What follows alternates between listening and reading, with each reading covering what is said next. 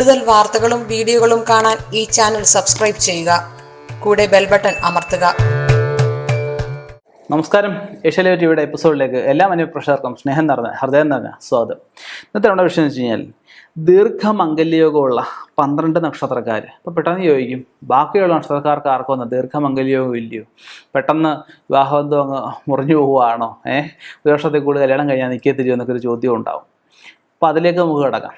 നമുക്ക് ഒരുപാട് ഗ്രഹനിലകൾ പരിശോധിച്ചതിൻ്റെ വെളിച്ചത്തിലും ഇപ്പോൾ പല ഗുരുക്കന്മാരും നേടിയ അറിവിൻ്റെ വെളിച്ചത്തിലും ഒക്കെ നമ്മൾ ഈ പ്രവചനങ്ങൾ നടത്തുന്നത് 100% നമുക്കൊരു കൺക്ലൂഷൻ, 100% നമുക്ക് ഇതിൻ്റെ ഒരു നേര് തീർച്ചയായിട്ടും അറിയണമെന്നുണ്ടെങ്കിൽ നല്ലൊരു ജ്യോതിഷനെ കണ്ട് ഗ്രഹനിലയം കൂടെ പരിശോധിക്കണം. അപ്പം നമുക്ക് നക്ഷത്രങ്ങൾ 27 നക്ഷത്രമുണ്ട്. എല്ലാവർക്കും ഇതേ യോഗങ്ങൾ തന്നെ കാണും. ഇതിൽ പൂർണ്ണമായിട്ടും നമുക്കതിൻ്റെ ഇത്ര നക്ഷത്രക്കാർക്കാണ് ഇത് ഗുണകരമായിട്ട് വരിക, അല്ലെങ്കിൽ നമുക്ക് ജാതകപ്രകാരം ഇങ്ങനെ വരാതിരിക്കാൻ എന്തെങ്കിലും ദോഷങ്ങളുണ്ടോ ഇതൊക്കെ നോക്കി അതിന് പ്രതിവിധികളൂടെ ചെയ്ത് വിവാഹം നടത്തി കഴിഞ്ഞാൽ തീർച്ചയായിട്ടും ദീർഘമംഗല്യ യോഗം ഉണ്ടാവും. അപ്പം ഒരു സ്ത്രീയെ 2 വ്യത്യസ്ത സാഹചര്യങ്ങളിൽ ജനിച്ചു വളർന്ന ഒരു സ്ത്രീയും പുരുഷനും ഒന്നിക്കുന്ന വിവാഹം എന്ന് പറഞ്ഞു കഴിഞ്ഞാൽ ഇവരുടെ ഭാവി എങ്ങനെ ആയിരിക്കണമെന്ന്, അല്ലെങ്കിൽ ഇവർ വിവാഹം കഴിഞ്ഞ് കഴിഞ്ഞാൽ എങ്ങനെ ആയിരിക്കണം എന്നൊക്കെ പൊരുത്തം കൊണ്ടൊക്കെ നമുക്ക് ചിന്തിക്കാൻ പറ്റും. ആ പൊരുത്തം കൊണ്ട് നമ്മൾ ചിന്തിക്കുമ്പോഴും അതിനകത്ത് മുഹൂർത്തത്തിൻ്റെ പ്രാധാന്യമുണ്ട്. നല്ല മുഹൂർത്തത്തിൽ വേണം നമ്മൾ എന്ത് നല്ല കർമ്മവും ചെയ്യാനായിട്ട്. ജ്യോതിഷത്തിൽ പറയുമ്പം ഇപ്പം ഒരു പരസ്യമായ രഹസ്യമാണ്. എല്ലാവരും വന്നു കഴിഞ്ഞാൽ ചില ആൾക്കാർ പ്രശ്നം നോക്കാൻ വരുമ്പോഴേ ഡേറ്റും എടുത്തോണ്ട് അതിന് ആ ഡേറ്റുള്ള മുഹൂർത്തം ചെയ്താ എന്ന് പറഞ്ഞേ വരത്തുള്ളൂ. ഞായറാഴ്ചത്തെ മുഹൂർത്തത്തിന് എല്ലാവർക്കും പ്രാധാന്യമാണ്. ഇപ്പോൾ ഏറെക്കുറെ അങ്ങനെ ഒരു അവസ്ഥ കുറഞ്ഞു നിൽക്കുന്ന അവസ്ഥയാണ്. ഞായറാഴ്ച കല്യാണം വെക്കണം, എല്ലാവർക്കും തിരക്ക് കുറയ്ക്കാൻ വേണ്ടിയാണ്. പക്ഷേ ഞായറാഴ്ച നമ്മൾ ജ്യോതിഷവിധിപ്രകാരം ഏതൊരു ജ്യോതിഷനോട് വേണം നിങ്ങൾ ചോദിച്ചോളൂ. ഞായറാഴ്ച ഒരു മംഗളകാര്യങ്ങൾക്കും നല്ല ദിവസമല്ല ഞായറാഴ്ച എന്ന് വെച്ച് കഴിഞ്ഞാൽ. പിന്നെ എല്ലാവരും ഞായറാഴ്ച മതി, അല്ലെങ്കിൽ ഞായറാഴ്ച കല്യാണം വെച്ചൊരു ചിട്ടയായിട്ട് വന്നിരിക്കുകയാണ്. അപ്പോൾ അതിനകത്ത് മാറ്റം വന്നു തുടങ്ങി. എന്നാലും അത് നല്ല മുഹൂർത്തം നോക്കി വേണം നമ്മൾ കാര്യങ്ങൾ ചെയ്യാനായിട്ട്. ആ ദീർഘമംഗല്യ യോഗത്തിനെ മുഹൂർത്തവും വളരെയധികം ബാധിക്കുന്നുണ്ട്.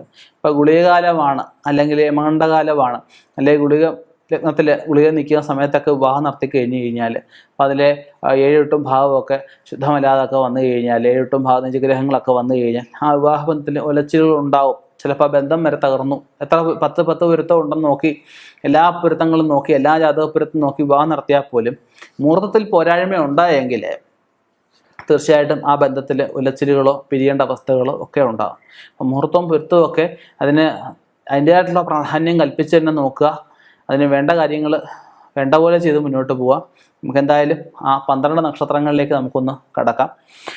ആദ്യത്തെ നക്ഷത്രം എന്ന് വെച്ചാൽ അശ്വതി നക്ഷത്രമാണ്. അശ്വതി, കാർത്തിക, മകയിരം, പുണർതം, പൂയം, പൂരം, ചിത്തിര, മൂലം, പൂരാടം, അവിട്ടം, പൂരുട്ടാതി, രേവതി. ഈ നക്ഷത്രക്കാർക്ക് ദീർഘമംഗല്യയോഗം കൂടുതലായിട്ടാണ് പറയുന്നത്. അങ്ങനെ ചോദിക്കും, ഈ നക്ഷത്രത്തിൽപ്പെട്ടവർ പിരിയുന്നില്ലയോ ചോദിക്കും. അതിനകത്തിലെ മറ്റൊരു വശമാണ് ഞാൻ ഈ പറഞ്ഞത്. അവർ പൊരുത്തവും മുഹൂർത്തവും കൃത്യമായിട്ട് നോക്കി നടത്തുന്ന വിവാഹബന്ധമാണെങ്കിൽ നക്ഷത്രക്കാർക്ക് പിരിയാനുള്ള സാധ്യത വളരെ കുറവാണ്. ഇനിയും പിരിയാനുള്ള സാധ്യത ഉണ്ടാവാം. അതിന് ഇവരുടെ ജാതകം പരിശോധിക്കണം. ചിലരുടെ ജാതകത്തിൽ നമുക്ക് സന്യാസയോഗമൊക്കെ കാണും. അങ്ങനെയുള്ളവർക്ക് വിവാഹമേ നടക്കത്തില്ല. അത് ചിലരുടെ ജാതകത്തിലാണെങ്കിൽ സന്താനയോഗം കാണത്തില്ല. ചിലരുടെ ജാതകത്തിലാണെങ്കിൽ വിവാഹം നടന്നു കഴിഞ്ഞാൽ 3 മാസം അല്ലെങ്കിൽ 3 വർഷത്തിനുള്ളിൽ നിൽക്കത്തില്ല. ചിലർക്ക് 3 വിവാഹയോഗം അല്ലെ 7 വിവാഹയോഗം കാണും. ഈയിടെ ഒരാൾ മകയിര നക്ഷത്രമാണ്, മകയിരത്തരയാണ്. അവർ എറണാകുളത്ത് നിന്ന് വന്ന ഒരു സ്ത്രീയാണ്. അവർക്ക് വയസ്സ് 39-40 വയസ്സാവുന്നേ ഉള്ളൂ. അവരുടെ മോളെ വിവാഹം കഴിച്ച് അയക്കാനുള്ളതായി. അവർക്കിപ്പോൾ 7ാമത്തെ വിവാഹം. നിയമപ്രകാരം 3 വിവാഹം 3 ഡിവോഴ്സും കഴിഞ്ഞു. ഇതൊക്കെ വിഷയങ്ങൾ അവരുടെ ജാതകത്തിൽ പറഞ്ഞ ഇനിയിപ്പോൾ 8ാമത്തെ അവരുടെ ജാതകത്തിൽ ഉറക്കുകയുള്ളൂ. അപ്പോൾ ഇത് നേരത്തെ കണ്ടുപിടിച്ചിരുന്നെങ്കിലോ, മോളെ വിവാഹം കഴിക്കാൻ അമ്മയുടെ വിവാഹം കഴിഞ്ഞിട്ടില്ല. അപ്പം നേരത്തെ ഇത് കണ്ടുപിടിച്ചിരുന്നുവെങ്കിൽ ഇവർക്ക് ഇത്രയും ബുദ്ധിമുട്ടുള്ളവർക്ക് അനുഭവിക്കേണ്ടായിരുന്നു. പല ബന്ധത്തിൽ ഇവർക്ക് എന്ന് ചാടി അബദ്ധങ്ങൾ പെടണ്ടായിരുന്നു ഇവർ. അപ്പം വിവാഹം നടത്തുന്നതിന് മുമ്പായിട്ട് ഇങ്ങനെയുള്ള കാര്യങ്ങളുടെ ശ്രദ്ധിക്കുക. ഇവിടെ ജാതകവശാൽ എന്തെങ്കിലും ദോഷങ്ങളുണ്ടെങ്കിൽ അത് നീക്കി മുന്നോട്ട് പോവുക. ദീർഘമംഗല്യത്തിന് വേണ്ടുന്ന കാര്യങ്ങൾ നമ്മൾ പറഞ്ഞു കൊടുക്കാറ്, അതിന് വേണ്ടുന്ന കാര്യങ്ങൾ ചെയ്ത് മുന്നോട്ട് പോവുക.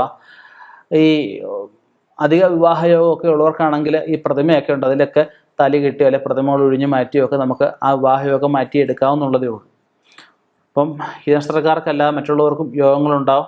അത് തീർച്ചയായിട്ടും ഞാൻ ആദ്യം പറഞ്ഞ പോലെ തന്നെ ഗ്രഹനില പരിശോധിച്ച ശേഷം മുന്നോട്ട് പോവുക, മുന്നോട്ട് ചിന്തിക്കുക.